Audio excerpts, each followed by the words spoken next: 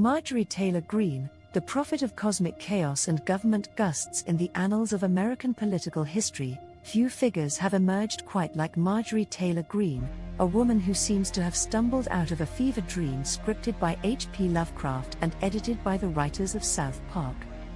She's not just a congresswoman from Georgia, she's a walking, talking doomsday pamphlet, a herald of truths so bizarre they make you question whether reality itself has been spiked with LSD.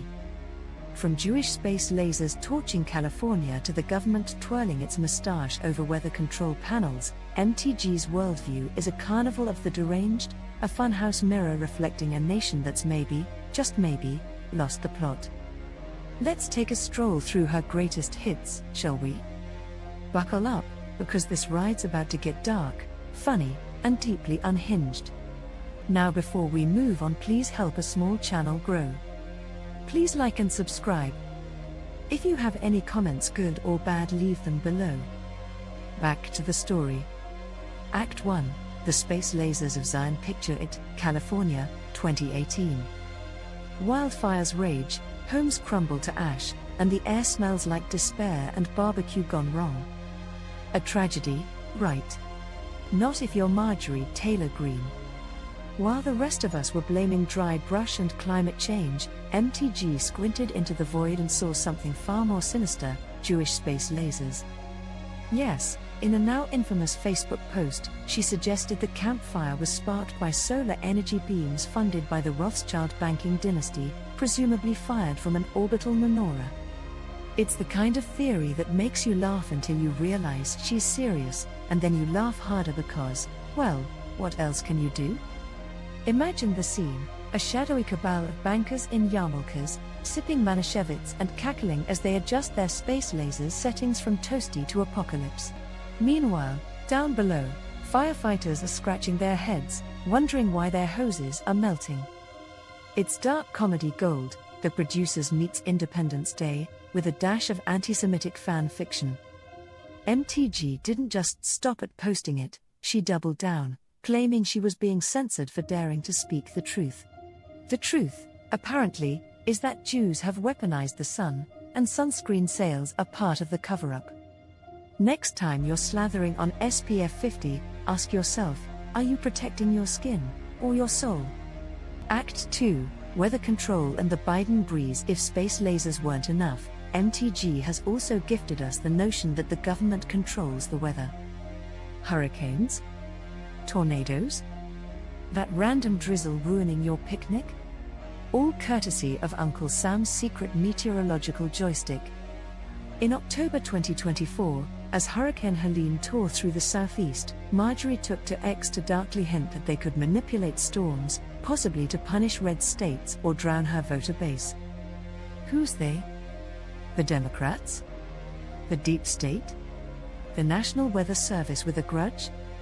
She never quite says, but the implication is clear. Somewhere in a DC basement, Joe Biden's got a big red button labeled "Make It Rain," and he's giggling like a Bond villain. It's a vision so absurd it's almost poetic. Picture Biden, frail and squinting, hunched over a control panel stolen from a SimCity expansion pack, muttering, "More thunder, damn it, Georgia's still too dry."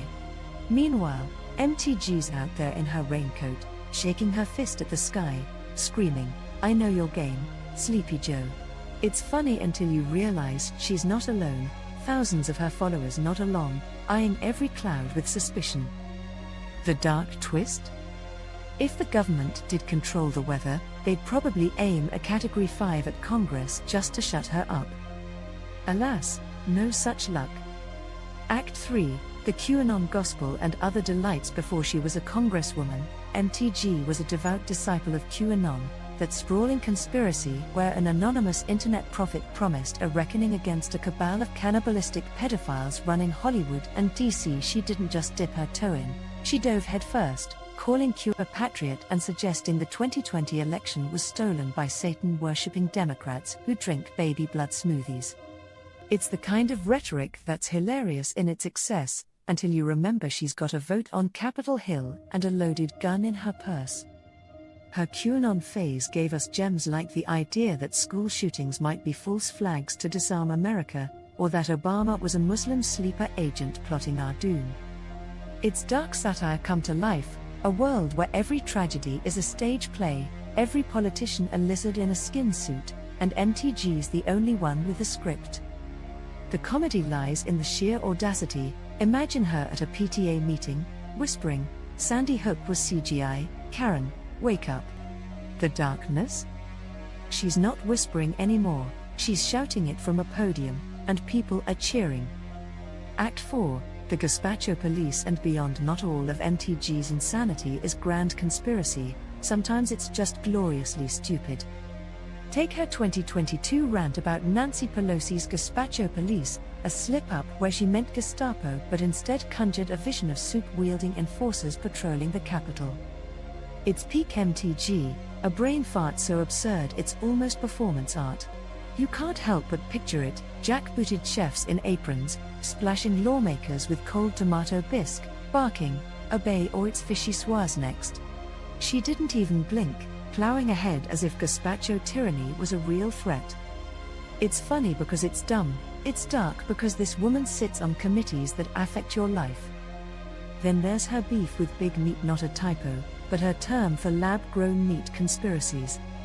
She's claimed it's part of a plot to starve us into eating bugs, courtesy of Bill Gates and his vegan overlords. One minute she's railing against trans kids in bathrooms, the next she's warning that your burger's a test tube Trojan horse. It's a smorgasbord of madness, served with a side of gravy and paranoia. The finale, why we laugh, why we cry. Marjorie Taylor Greene isn't just a person, she's a symptom, a neon sign blinking abandon hope over the American experiment. Her insane statements are funny because they're so far removed from reality they feel like dystopian stand-up. What if the Jews had lasers? What if Biden's weatherman? Two truths and a lie, folks.